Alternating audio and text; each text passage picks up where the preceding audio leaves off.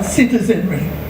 I therefore commend the Port Harcourt Chamber of Commerce, Industry, Mines and Agriculture, FACIMA, and NACCIMA for providing this platform for meaningful dialogue, networking, and economic advancement. It is my expectation that the deliberations of this conference will generate practical solutions, strengthen partnerships, and attract greater investment opportunities to Rivers State and Nigeria. I want to believe that as you rise from this conference, you begin to work together with the Rivers State government to put on ground strong structures that will deliver the blue economy in the state. Once more, I welcome you all to Rivers State, to the city of Port Harcourt, to the warm and hospitable city of Port Harcourt. I wish you a successful and rewarding conference. I thank all of you for being here, from Maiduguri to Port Harcourt, and you name it, from Cross River to everywhere. You are very welcome.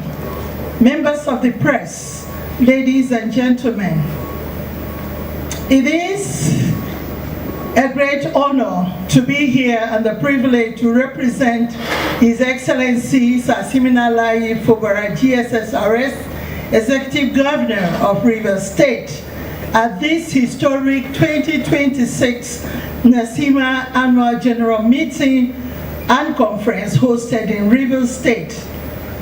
On behalf of the government and people of Rivers State, I warmly welcome the leadership of NACCIMA, the delegates from the 115 chambers of commerce across Nigeria, members of the diplomatic community, captains of industry, investors, and distinguished guests to our dear state.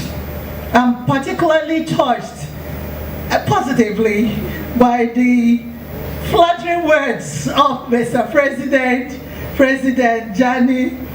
I thank you. I was actually, I didn't know, you must have Googled my CV and citation. It is quite interesting. I thank you, sir.